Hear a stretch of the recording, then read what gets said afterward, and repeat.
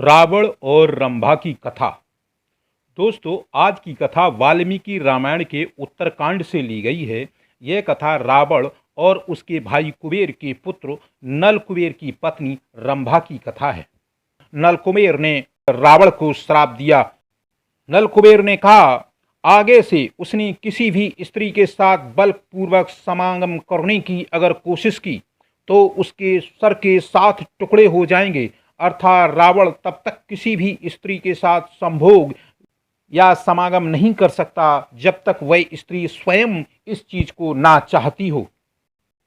विजयदशमी के दौरान यह याद रखना भी जरूरी है, भगवान श्री राम ने किसी ऐसे रावण का वध नहीं किया था जो विद्वान था, शास्त्रों का ज्ञाता था और अपने राज्य के भलाई के बारे में सोचता था। श्री राम ने ऐसे रावण का वध किया था जो स्त्रियों का सम्मान नहीं करता था, उनके साथ दुर्व्यवहार करता था और बलपूर्वक अपनी बात मनवाता था। लंकापति का इतिहास वाल्मीकि रामायण के एक अंश से पता लगता है जो महर्षि वाल्मीकि द्वारा रचित है, जिसे राम कथा का मूल माना जाता है। रंभा का नाम तो आपने सुना ही होगा। वह स्वर्ग की अप्सरा थी जो तमाम नृत्य की कलाओं में पारंगत थी। आगे बढ़ने से पहले एक बात बताना और भी बहुत जरूरी है कि रावण और कुबेर दोनों सगे भाई थे। दोनों ही विश्वश्रुवा के पुत्र थे। कुबेर के पुत्र का नाम नलकुबेर था। रंभा नलकुबेर की पत्नी थी और इस रिश्ते से वह रावण की बहू लगती थी। एक दिन जब वह अपने पति से मिलने जा रही थी तभी रावण की उस पर नजर पड़ी और वह उसकी सुंदरता पर मोहित हो गया। रावण उस समय स्वर्ग जीतने के लिए बड़ी संख्या में सैन्य बल लेकर उधर जा रहा था। उसने रंभा से आपत्तिजनक बातें पूछी। रावण ने रंभा से पूछा, वह इतना सज धज कर किसको तृप्त करने जा रही है। रावण ने इसके लिए संस्कृत का एक शब्द प्रयोग किया था, भोज्यते, जो दिखाता है कि वह स्त्री को सिर्फ भोग की वस्तु समझता था। रंभा ने रावण को रिश्ते नाते की याद दिलाई। रावण ने पहले तो मानने से इनकार कर दिया कि वह उसकी पुत्रवधू है, लेकिन जब रंभा ने नलकुबेर के बारे में बताया तो रावण ने फिर भी आनाकानी शुरू कर दी। उस समय रंभा काफी डरी हुई थी। वह देवताओं को भी जीत चुके रावण के बारे में अच्छी तरह जानती थी कि वह कुछ भी कर सकता है। डर से कांप रही रंभा को शायद यह नहीं पता था कि रावण अपनी दुष्टता के कारण रिश्ते नातों की परवाह नहीं करता है। क्या आपको पता है, जब यह साबित हो गया कि रंभा रावण की पुत्रवधू है तब रावण ने क्या जवाब दिया था? रावण ने कहा, सारे रिश्ते नाते सिर्फ स्त्रियों को ही शोभा देते हैं, किसी समर्थमान पुरुष को ये शोभा नहीं देते। उसने रंभा से कहा कि स्वर्गलोक में तो ऐसा कोई कानून या रिश्ते नाते नहीं होते। उसके बाद रावण ने रंभा को जांघों और वक्षस्थलों पर आपत्तिजनक टिप्पणी की।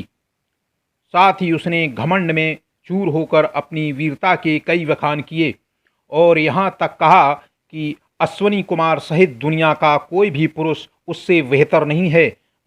रावण किसी भी स्त्री की तरफ सही नज़र से नहीं देखता था। वाल्मीकि रामायण के अनुसार रावण ने रंभा के साथ बलात्कार किया। एक श्लोक आता है, एव मुक्त्वा सताम रक्षो निवेश शिलातले कामे भोगा विसंसक्तो मैथुनायोप चक्रमे। इस श्लोक का अर्थ यह है कि राक्षस राज रावण ने रंभा के साथ बलपूर्वक बलात्कार किया और उसके साथ जबरदस्ती संभोग किया और समागम बनाया। रंभा के पुष्टहार टूट गए, उसके द्वारा धारण किए गए आभूषण बिखर गए और वह व्याकुलता से पीड़ित हो उठी। रावण रंभा का बलात्कार करने के बाद उसे उसी अवस्था में छोड़कर वहां से निकल गया। महर्षि वाल्मीकि जी लिखते हैं कि उसकी हालत ऐसी हो गई थी जैसे किसी फूल की लता को हवा ने झकझोर दिया हो। उसका श्रृंगार अस्त व्यस्त हो गया था और उसका शरीर कांप रहा था। बिलखती हुई रंभा अपने पति नलकुबेर के पास पहुंची और उसके पैरों पर गिर पड़ी और रोने लगी। रंभा ने नलकुबेर को बताया कि रावण स्वर्ग जीतने के लिए भारी संख्या में सैन्य बल लेकर आया हुआ है और इसी दौरान उसने उसका बलात्कार किया। कहा जाता है नलकुबेर महामना थे। उनमें ब्रह्मा जैसी धर्मशीलता और भगवान श्री राम जैसी वीरता थी। अपनी पत्नी के साथ हुए बलात्कार से वह क्रुद्ध होकर नलकुबेर ने उसी क्षण रावण को श्राप दिया। एक श्लोक है, यदाह कामां कामार्तो दर्शति ही योषितं मूर्धा तो सप्तधा स्तम सकली भवती तदा।